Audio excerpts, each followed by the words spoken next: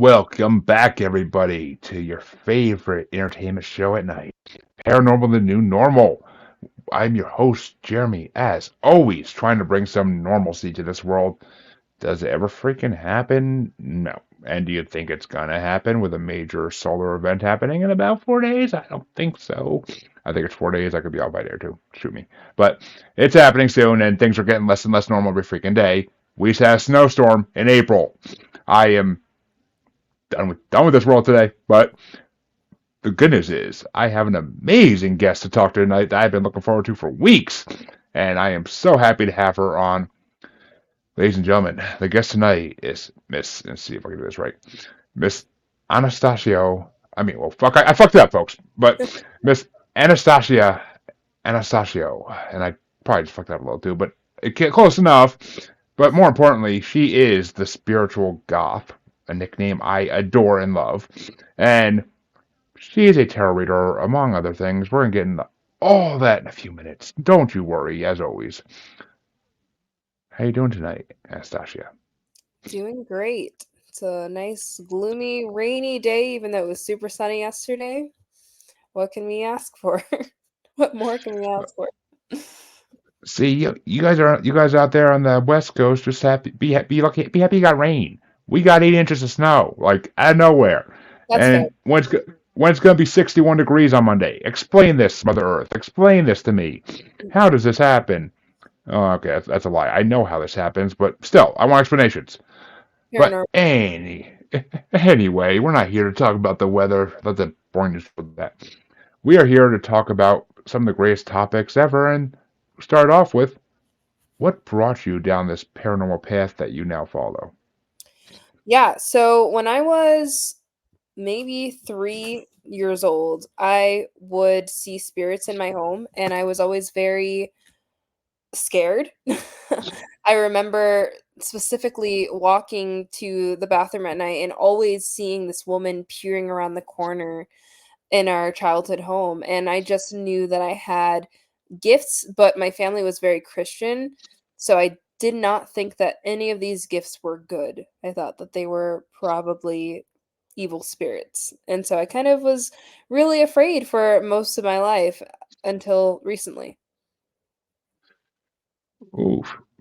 Jumping right out the gate with a big one like that. I love it. I freaking love it. 3 years old, though. My God. I mean, I literally would have probably shit my underoos and ran to my mom's room.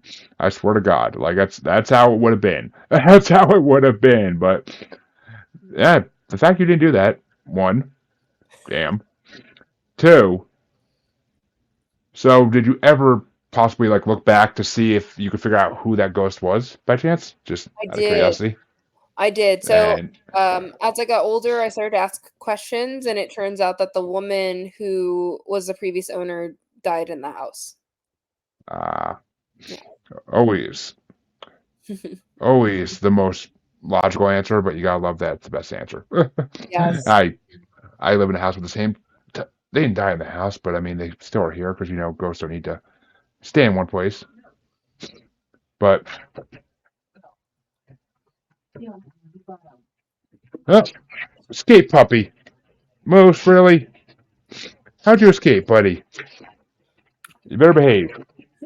My dog is like trying so hard to like get on top of me right now too. He somehow got out of his crate. I don't quite know how he does it. Moose, no, no gloves, no gloves. We love a Sit, scrap. buddy. Yeah, he's a beast, but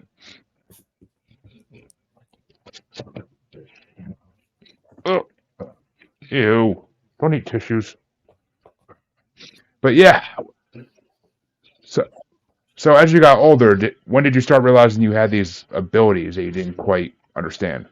I think it's pretty immediate. I've always been a very astute child. Like I am very self-aware. I knew that I had these gifts, but I did not think that they were. I was told that they were bad.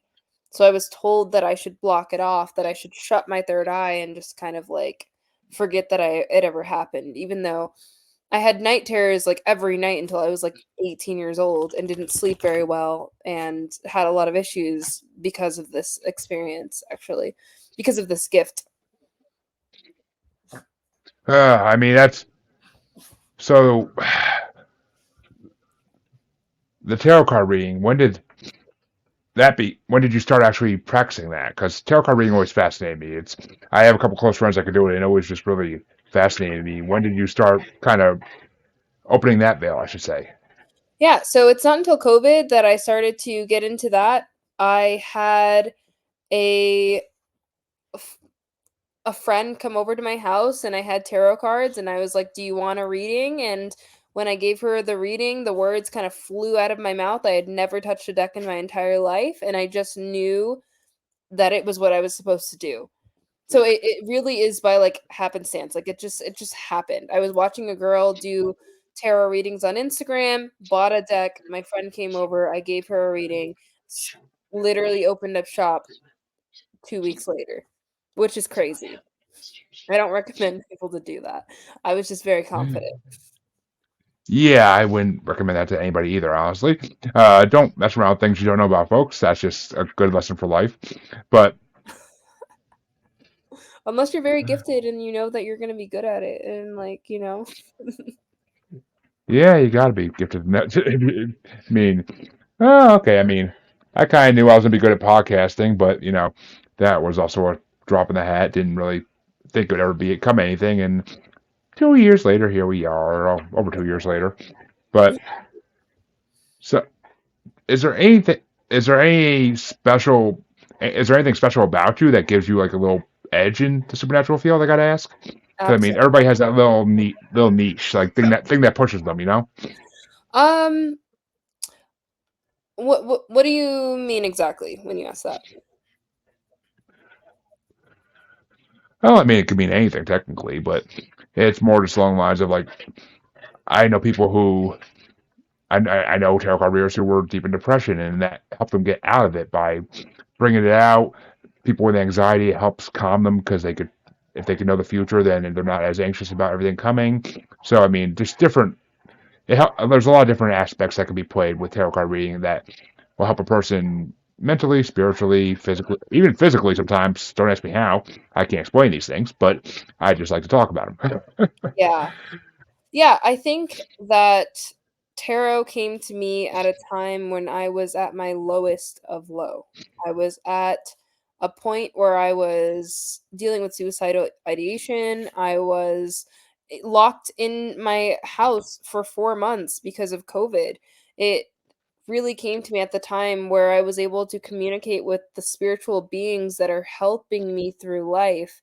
And that's what drew me to tarot, the idea that I can actually communicate with these entities that are my support system. And once I was able to unlock that, then yes, there was a lot of healing that came through from that. I mean, I mean, well, once again, the amount of this is why I don't always think COVID was a bad thing per se, Oh, because yeah.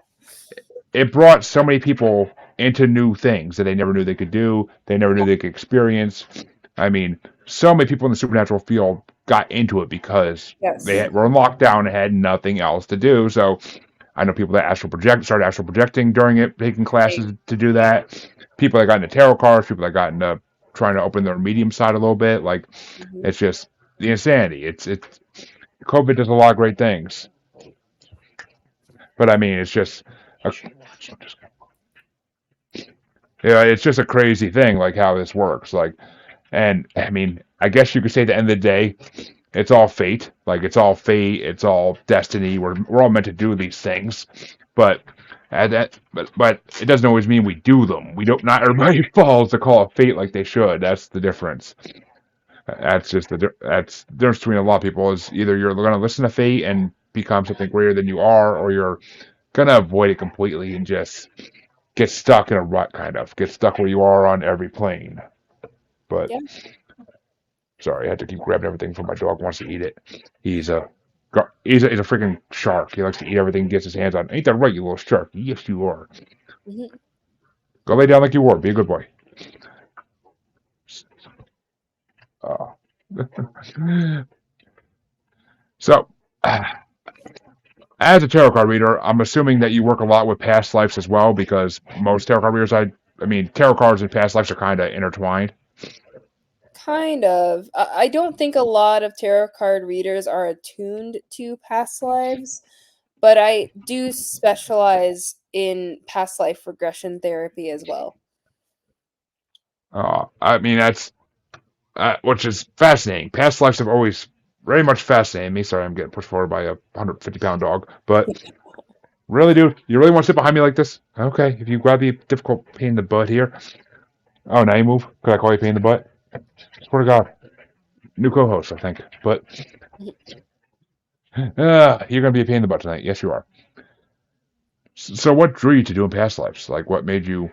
Was there like someone special, or was it your own past lives that interested you?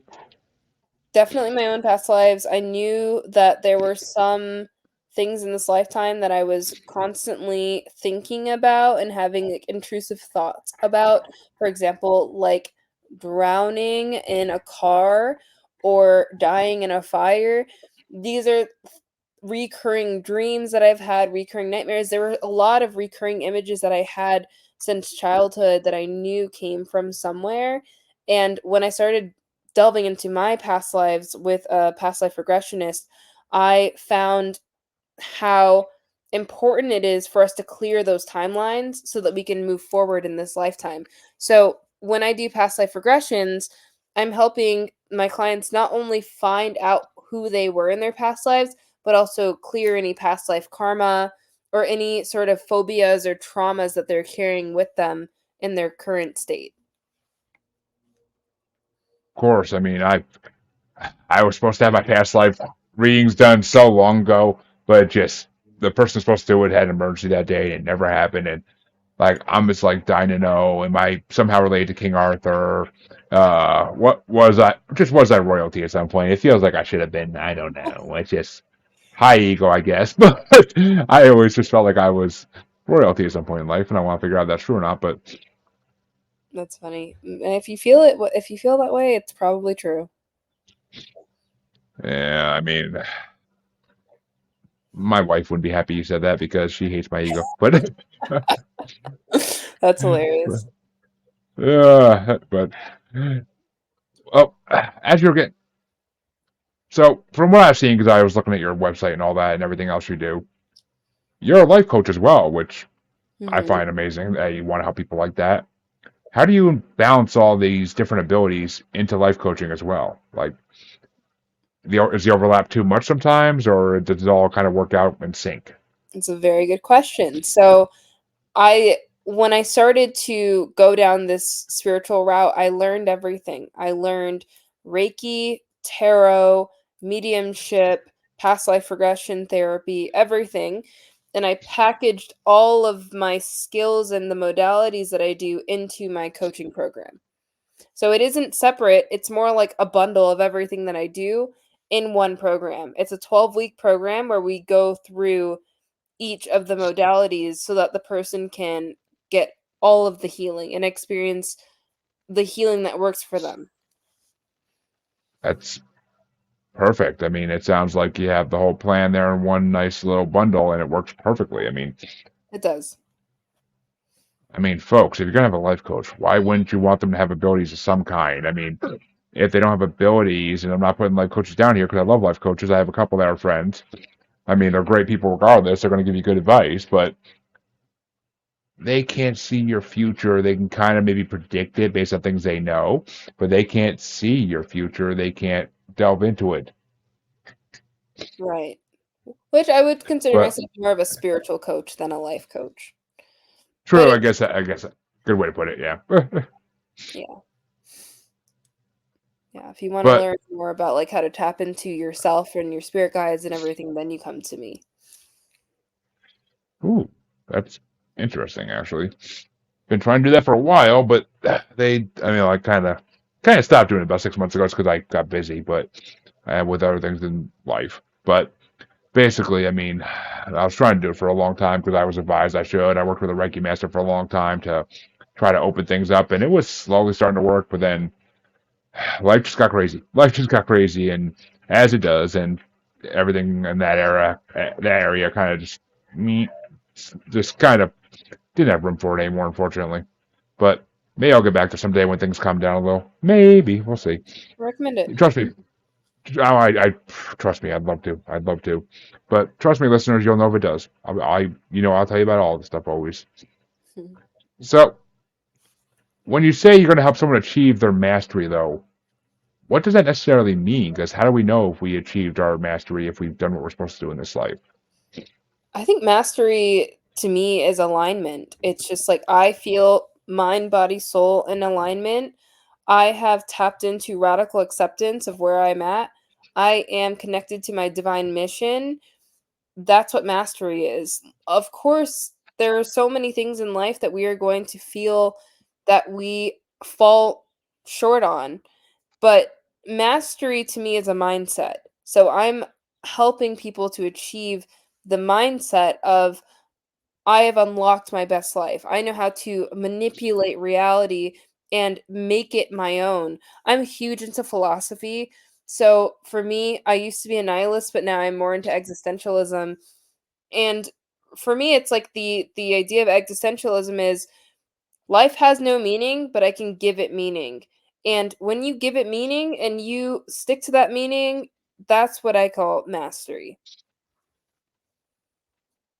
Yeah, okay, I could kind of see that. Kind of like as much as I hate this example, kind of like a hardcore Christian who gives it the Ned Flanders of the Christianity world people. That's kind of like mastery, if not over mastery even, but that's kind of like mastery, in an aspect at least. So, In an aspect, yeah. I mean, if that's the life they want to give themselves, I don't know. Christianity is a huge trigger for me. yeah, trust me. My listeners already know how I feel about religion. I don't need to go into it again. But yeah, am not a fan myself of organized religion. Yeah. I am more I I'm more a fan of spirituality, and I mean, hell, you can worship aliens and I'll respect it more than I respect Christianity. So put it that way. But well, actually, kind of one and the same almost in a way. But okay, we're not gonna get into that. Well, actually, fuck Aliens and it. religion? I mean, well, I mean, when I say aliens and religion, I mean like I am under the belief, as like a lot of people in the paranormal world, that when people think of a god, an Allah, whatever you want to call it, on this planet, it's really most likely, if anything, an extraterrestrial entity of some kind. I've been told it's just molecules and atoms floating around, and like a kind of like they kind of got it perfect on Futurama when Bender met God. But I mean, I've been told it looks like that, exactly like that, basically, by multiple people. I've been told it's not really an entity, even. It's kind of just an omnipotent voice that you hear that you know what it's supposed to be. No matter what you call it, it's going to be what it's supposed to be, which is a creator at most. I mean, I don't by any means I only like to use the word creator because of the Christian concept behind it, but it's just something had to start it all. And if anything it has to be an intelligent species that was here before us. And there can't only be one because science. There can't be one of anything in this universe. It just doesn't work that way. So there's got to be more than one. Where are the rest? That's my question. It's a good question. Which I mean, I don't know. How do you feel about that? I guess is before I go any further. I mean, when it comes to the idea of like God and aliens and everything, I I honestly just believe God is whatever you think it is. I honestly just feel that God is a concept. I don't think that God has any sort of look or feel. I know what I would call like God energy is. I think God is just energy. God is life force. God is all of us. So I have a very like different perspective of not trying to make God tangible in any way. Aliens, on the other hand, very different experience with them because I have experienced them on many different levels. Okay. And the wormhole just opened, folks, and we're jumping head first because oh. Yeah. All right. Well, I'll ask the most simple question I could possibly ask here, or not even a question, more of a statement. Please do tell. Okay. Okay, so when I first started my spiritual journey, I started to follow this woman who is now a Christian and she's like very devout, but she helped me to align with different energies that are around in the universe. So I'm sure you've heard of the term starseed. Oh, I one of my first guests on the show was a star seed. I just actually, and yes, watchers, if you didn't catch the original Global Strangeness episode, it's coming out, I believe, next Wednesday, with our study of star seeds on Global Strangeness, including the one and only Earth Angel Shante, always who was my first star seed of my show. So I loved having her on both shows. She's an amazing person. So yes, I am well versed in star seeds. I 100% believe in the concept. I 100% believe it's a real thing. So Awesome. please do continue. So when I first started my journey, I started to really connect with the Arcturians that come from the Arcturus constellation. It's actually pretty wild how much they have really shown themselves to me. I created my spiritual coaching program while channeling the Arcturians. So a lot of everything that I do, I kind of like attribute to the Arcturians.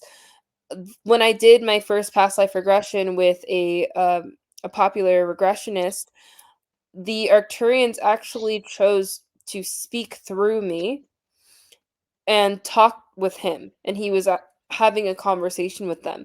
It felt like my entire room was filled with ET species that I can only it's really hard to explain, but he and I both felt it. And they were literally as a collective speaking through my body. I have the recording. It's pretty insane.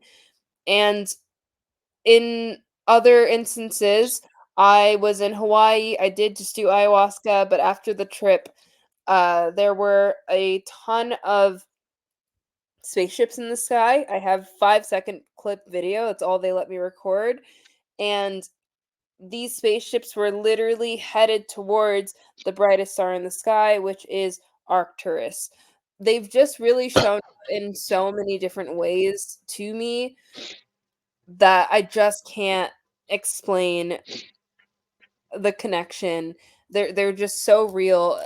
In fact, this is something that I will mention very quickly because I don't want to get too much into it. I had a friend recently, and I'm going to talk to him tonight as well to get more into this. Contact me because during a meditation he saw the Arcturians, and they told him to contact me. He and I had not spoken in like a year.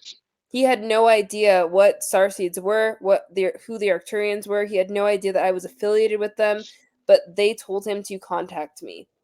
And so it's just insane how they have shown up in my life. But yeah, these aliens are very real.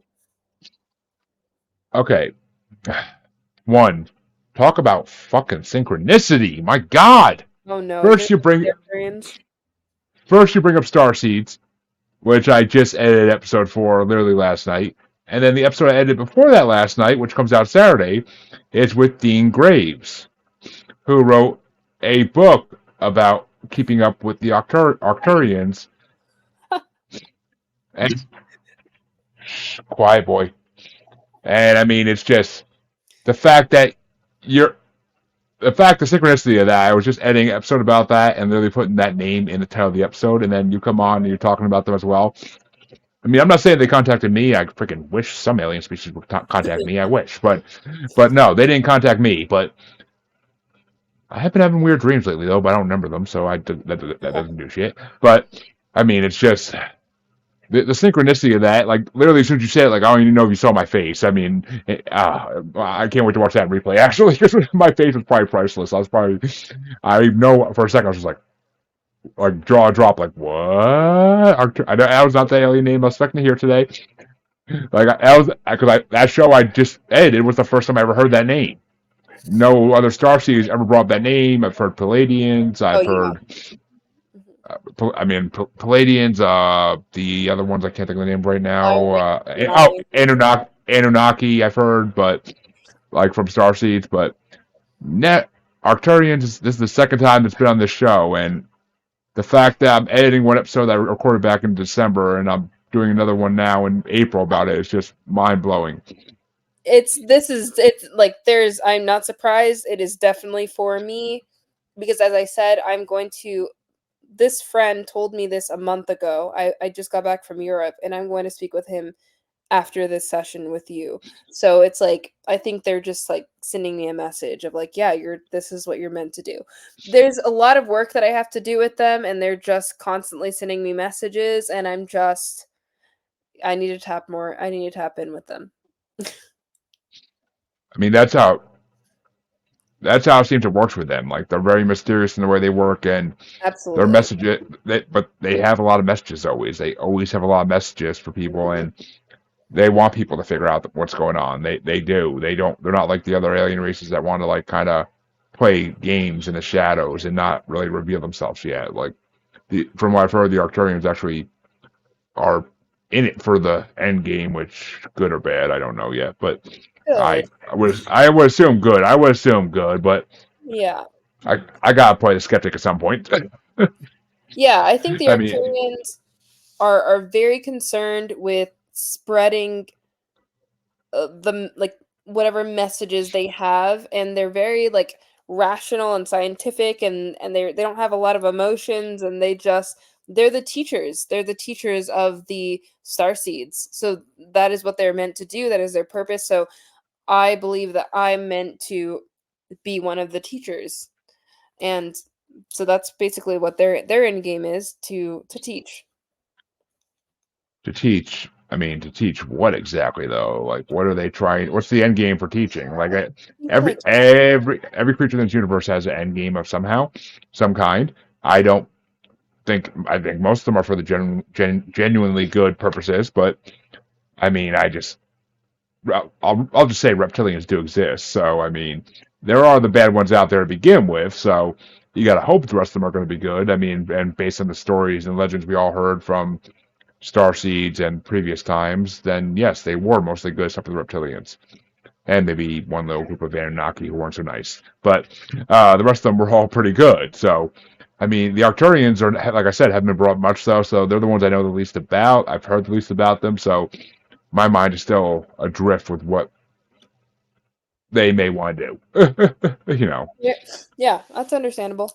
That's understandable. I think like the entire from what I've gathered from them, it's to raise the vibrations of the collective so that we can actually like not end up in the way that other galaxies have ended up in like war and all of these things. So from what I've gathered from them, it's very positive. But yeah, I mean, I think skepticism is good. so I gotta ask before we move on: have there been any other experiences with the extraterrestrial variety before we move on? Because I love, we love Yes. extraterrestrial experiences in this on this show, and we don't get enough of them. Yes. So actually, when I was around the same age as the time that I saw that woman in our home, I distinctively remember, this is one of my core memories, being at least 3 to 4 years old and seeing a blue, what I thought was angel, but now I realize it's probably an Arcturian because they are blue.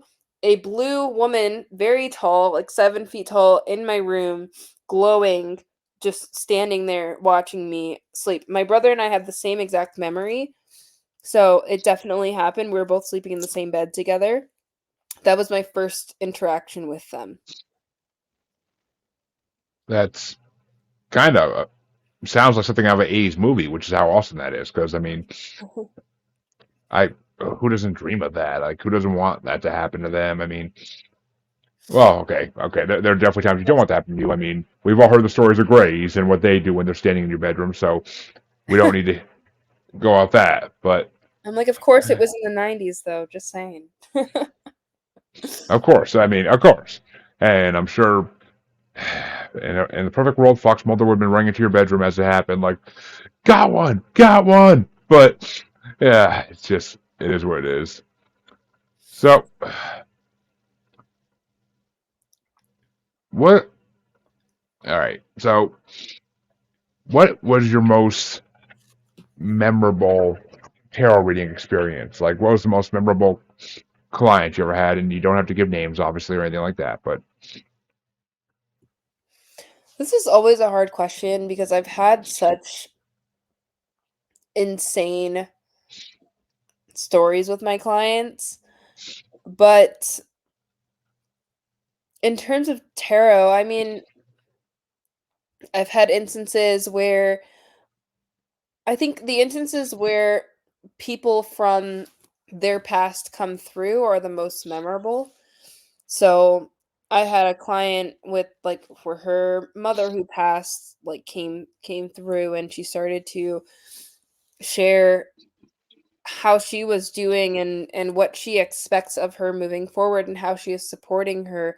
I think those are the most impactful readings because it not only helps people to see that they're able to connect with their own future, but they're also able to connect with the other side because I'm not just a tarot reader, I'm also a psychic medium. So I'm also able to kind of tap into spirits who have passed. I think what's most memorable to me though are my past life regressions, honestly, a little bit more than my tarot readings because now talking to dead people is so normal to me.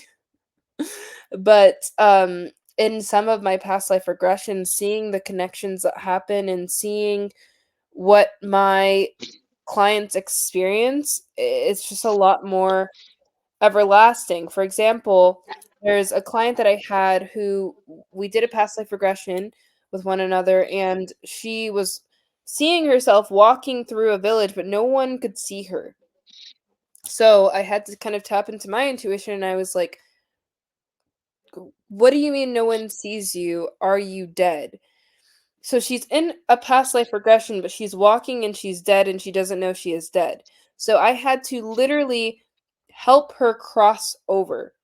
So that means that there is a piece of her soul that is alive in the present, but there was a piece of her soul that was still wandering around the universe thinking that she's alive in the 1800s. And I had to help her cross over by reminding her that she died. And I think that was like one of the most memorable things that has ever happened to me. that's insane. I mean, that's awesome in a way too, because it's like you. I mean, I love crossing over stories. I really do, because it's just such a always a cool thing. But I mean, you're helping a spirit, which is one less angry spirit here on Earth, which is a great thing. So Exactly. But I'm helping a spirit that was once my client. So it's so trippy. I know that's like an ayahuasca trip done right. I'm Yeah. just saying. It's like it really that one experience helped me like to realize how the universe works. It's like everything is happening parallel.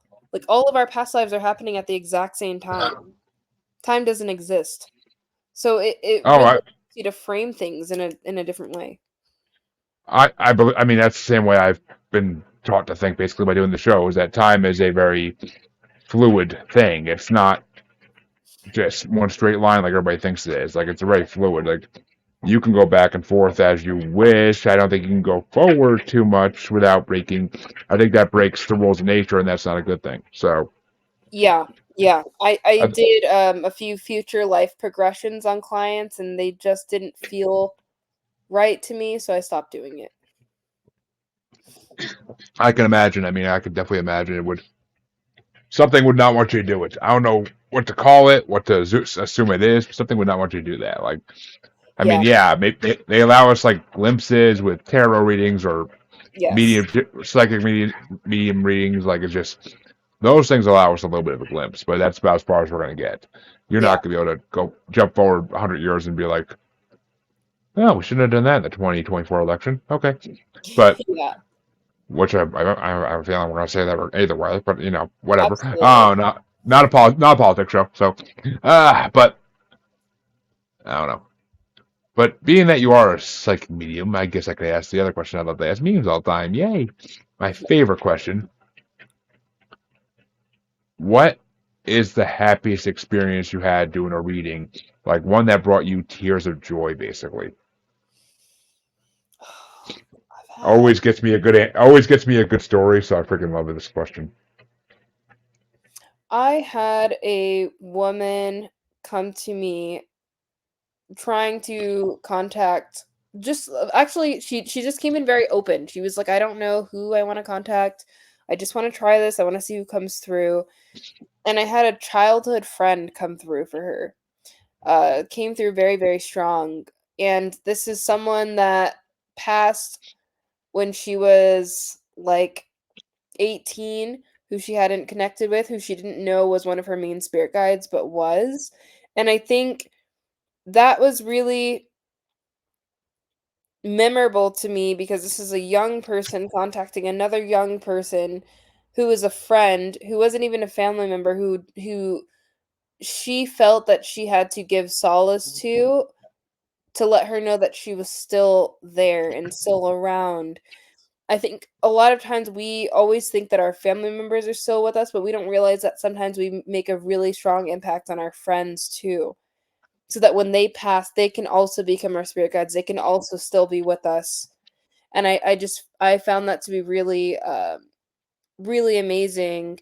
And one of my gifts is when someone passes, I can feel where in their body they had pain before they passed, and I could feel exactly what she was feeling beforehand, and I was able to kind of just deliver that news to this woman, and it was very emotional.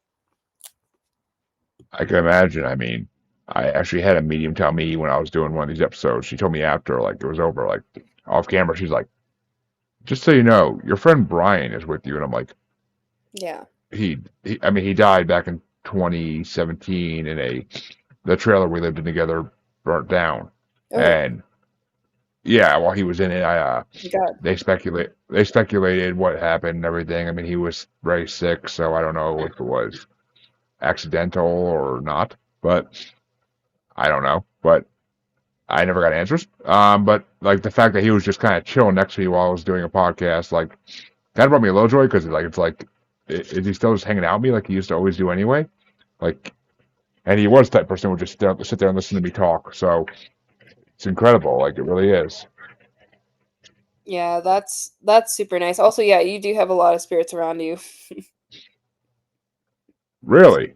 Yeah. Yeah, you have quite a few people actually. I haven't like fully tapped in, but I could just like as I was talking about that story, I can like feel them around me. So they're definitely yeah. Well, damn. I mean, people always tell me that, and I'm just like, why can't I see them or talk to them? Talk to them. Like I know they're there. I've been told I'm an empath, and I know I can feel them, but I just don't like. There's no way beyond that. No way for me to get beyond that from what I've been told. Third eye. It's gotta work, do some third eye pineal gland exercises. Hmm. Well, actually, that kind of brings me to a good topic anyway. Actually, yeah, that's a really good segue.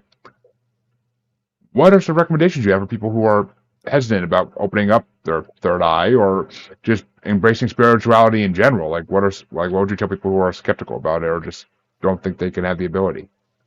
Everyone has the ability. There's nothing special about me. There's nothing special about the next psychic. We all have a third eye, and we all have the ability to open it if we so choose. So, my tip or my advice is to just set an intention for why you want to open up. Why do you want to go down that route? Why do you want to be more intuitive? There are a lot of perks to being an intuitive person, and some of those perks include just being more cognitively aware of how you're feeling, being more cognitively aware of other people, having the foresight when you're making decisions. There's just a lot of there are a lot of perks to going down this route. Spirituality, by the way, like I always tell everyone, it is the study of the self. Spirituality is self-love, self-care. It is knowing thyself. It is nothing about spirituality actually has less to do with like the paranormal or seeing spirits. It has more to do with like understanding who you are. So when we do spirituality, we're learning astrology, right? To get to know ourselves. We're doing self-care routines like journaling and meditation to get to know ourselves, right? Everything is about the self. So being afraid of spirituality is being afraid of yourself. I mean, there was a time in my life where I looked in the man in the mirror and I could feel that. I could definitely feel that at a time. I mean, now I look in the mirror and it's a whole nother feeling. It's like just like, God damn, you good looking. But back in the day, I scared the shit out of myself because I didn't know what I was capable of or who I was. So it just, I mean, I think everybody goes through that point. I mean, usually it's in the teenage years, maybe early 20s, but everybody goes through that at some point in their life. I'd say. So, or I mean, it could even be in your mid 40s. I mean, for God's sake, midlife crisis exists for a reason. But so, I mean, it could be a lot of different times, and everybody goes through that at some point. But from what I've been told, everybody has some kind of spirituality gift, ability. It's going to vary. You're not going to be able to have the same gifts as other people, but I mean, maybe some people, but you're not going to have the same gifts as everybody. That's not the way it works. We all have different purposes, and you just got to open it. You just got to open it. I mean, I've been told meditation works great. I can't do it for shit, but I've been told meditation works great. Yeah. One of those people who has a lot of trouble meditating. I just clearing my mind is not something I do naturally. So it's always something's always jogging around the memory there. But Yeah, I would. usually, Oh, sorry. I was going to go say I ahead. would reframe it. It's meditation isn't about clearing the mind, it's about focusing. Yeah, I mean, my wife says that she thinks I have ADHD sometimes, and I don't know. Maybe she's right. I don't know, but I don't. I never thought I never wasn't one of those kids that people thought had it. So I I wasn't either, and I do have ADHD. well, I mean, maybe. I mean, I'm not that bad. If I put on a TV show I like, I'm not getting up from the couch anytime soon unless I have to. But what the hell did you see? A squirrel? A rabbit? What? Huh? Is there a bear out there? You better tell me there's a bear out there. I want to see it. But pretty sure there's a bear. You'd be cowering, not barking. But so I gotta know because this has been driving me. I've been thinking about this for weeks. Where did you come up with the nickname, the Spiritual Goth? So I during COVID, I started to post more on my social media, and I am a self-proclaimed goth lady. I started to do goth fashion type posts, and I love goth culture, and I literally just it came to me that I will just be the spiritual goth. It just made sense to me. I'm a goth and I'm spiritual. I mean, yeah, it kind of. I mean, it makes sense. I was just really curious. I mean, 'cause I'm taking it were you always like into the goth style, or was it like a later in life type thing? Always. Yeah. Yeah, I was, Nice. like, in the 6th grade with, like, my Jack Skellington, like, fingerless gloves, and I think there was, like, a period of time between, like, 18 and college in New York City when I went to the new school, everyone was a hipster, where I was, like, trying to be normal, and so, if you look at me during, like, that period of time, was not goth, but as soon as I, like, moved back to LA and, like, settled in, I was like, "Okay, yeah, this is who I am." I can't hide from, like my favorite band is Joy Division. Okay, actually, that's interesting. But that's leading up to a question I was going to ask anyway in a second. But and one, we don't call them goth ladies. We call them gothesses because goddess and goth combined. Come on, come on. I I just like the two. word lady. I use it all the time, it's so Yeah. funny. It's actually funny because I know two individuals that are partners that they're actually in a band called Don't Call Me Lady. Like that's why That's it's funny to me because, but go check them out, folks. They just released their first big single on Spotify, EP coming soon.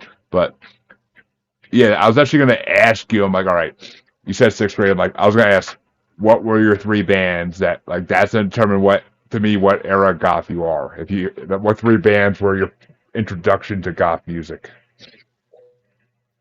There's one name so I'm looking Joy for. There's at least Division, um, the Psychedelic Furs, and Echo and the Bunnymen.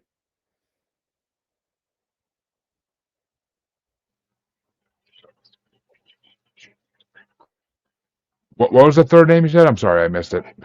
Echo and the Bunnymen? Okay, I've heard of the psychedelic fur. The other two, I can't say I've heard of. No way. Okay, so Joy Division is Level Tear Us Apart. Oh, I'll hear it for you. Joy Division. Okay, Joy Division. I didn't hear the Yes. division right. I don't think. Okay, I'm like I know Okay. Joy Division. Yeah, And then and the the Echo and the Bunnymen did The Killing Moon. yeah, it's not ringing No the bell, way. honestly. It might be one. It might be one of those songs where once I hear the song, I'll be like, oh, Absolutely. okay, It's maybe, from maybe. I mean, Donnie Darko. oh, I definitely would know it then. Okay, yeah, I know Donnie Darko very well. Me All too. right, see, this is how I know we're not in the same era goth though, because I was goth at one point. I never really 100% dressed the part because it's just, I was a big guy in fashion. Goth doesn't look good when you're a fat guy. It just doesn't. You look like the freaking guy from Butterfly Effect in the one Oh my time god. loop. Love that It movie. doesn't look good when you're a fat guy. It doesn't look good on you. Trust me. I've seen many of my friends in high school try to pull it off horribly, but it's just okay. See, the three bands I would name that I was hoping you name at least one of Bauhaus? is who? Bauhaus? Bauhaus? Oh, okay, go ahead. I Devo? I, th- I have a feeling I'm older than you. I really do. Okay, Devo, no, okay, I'm not that old. God damn it. But no, I mean, I would. Cradle of Filth was the name, number one name I was looking for, but uh, I mean Marilyn Manson, obviously, Mhm. any for all '90s goths, but and I mean, the third one's interchangeable. It could have been changed to a lot of bands. I personally would say Slipknot, I don't think but I they're mean, goth at all. I was gonna say, some people stop chewing the towel moose. Hey, knock it off. Knock it. Yeah, don't give me a look. Knock it off. But I mean, as I was gonna say, like some people wouldn't consider Slipknot goth per se, just more metal. But I mean, it's just I don't know. I always considered them somewhat goth with the mask and everything. Yeah, But don't get me wrong, I'm a metal kid. So like, but I don't think Cradle of Filth and Slipknot. Danny Filth Danny Filth is like a elder father of goth. Like I swear to God, like Really, if I don't if think you goth. watch they have that dark romanticism to them that like goth that screams gothness. They have it, but I think goth is more like, for the way that I see goth is like 80s new wave, like Depeche Mode, New Order, like the Smiths, like that kind of thing. But I I mean, I just turned 30. Like and I'm I got half a decade. I got half a decade on you, so I mean, but it's just so I mean, I wasn't. Okay, yes, you were kind of a '90s kid, I guess, kind of, not really, but kind yeah, late '90s kid. But I yeah. mean, see, oh, but I mean, Danny Filth in when I was in high school screamed goth, like everything about him.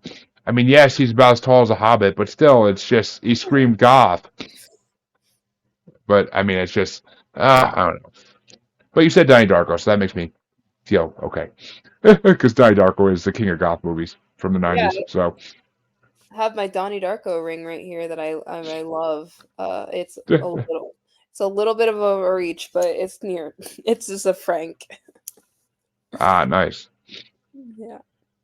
Well, before we wrap up, I'll ask, where do you see the spiritual goth going in like the next few years? Like, where are you taking this? Like, what's your ultimate goal? Like, what do you want to do in the world with it?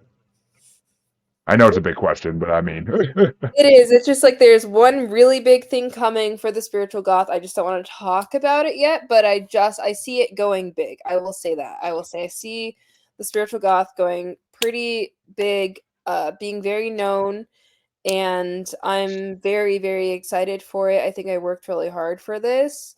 I ultimately see the spiritual goth being an umbrella for other healers to work under, whereas it's not just me. I have like people that I have trained who are giving readings, doing past life regression therapy, doing Reiki, all of that stuff.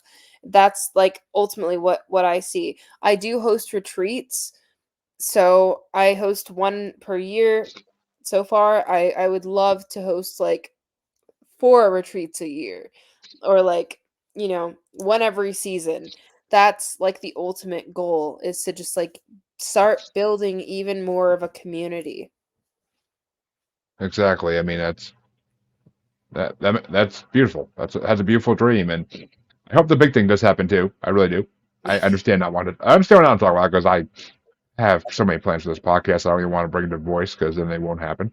So Exactly. I want to manifest. I want to manifest them when it's my time to manifest them. So until then, you'll find out soon enough, listeners. I'm working on it. It's gonna, like the brackets. It's gonna be a fucking long time before it actually happens, but we're working on it. Well, please tell the audience watching, because there have been watchers this whole time. They're most of them are on Twitter, so they can't really ask questions, unfortunately. Because get your shit together, X. Come on, get your shit together. Let people ask questions on StreamYard. But where can they find you? Where can they find Spiritual Goth and everything that she does and is? Yeah, I'm the Spiritual Goth on all the platforms. Thespiritualgoth.com is where you can book a reading with me or just say hi. And I'm on Instagram mostly, TikTok as well. Not very much on Twitter, but Spiritual Goth on everything. The Spiritual Goth on everything. Well, there you go, folks. Check it out. Of course, most of those links will be in the episode description. As always, so you can just click and go. If you forget well, for the listeners, because watchers, by the time this comes out, you might forget it's there too, honestly. I am so many backlog episodes. So many. But there's something big on the horizon in my life, so I'm trying to plan ahead to take a couple months off towards the end of the year. Well, more to come on that soon, people. But follow me on social media, you'll see what I'm talking about eventually. But Ooh. as for as for where you can find me, you all should know this by now. It's literally scrolling across the bottom of the screen. And if for all my listeners, you should really know by now. Shame, just shame, shame. But anyway, check the outro if you don't remember, or if you're new. And if you're new, go back about 200 episodes. Check it out, please. But I want to thank everybody for watching tonight. Everybody that wanted to hear the Spiritual Goth speak. You have heard, and I'm glad you got a chance to on my show of all places. And please come back again. I'll be back Saturday morning nice and early with an interview. And then after that, next week, I'm sure I got plenty to do as well on this. So, always, my mission's never done to spread the knowledge of the spiritual, or supernatural, or paranormal, or anything else I feel fits in that umbrella. There's a reason we're a science podcast. But thank you for coming on, Anastacia. It's been a pleasure talking to you. It really, really has. And to everybody else, have a good night. And if you're watching, enjoy the eclipse, because it's going to be interesting. I kind of dying to see what happens during this. Aliens, hopefully, but we'll see. Until next time.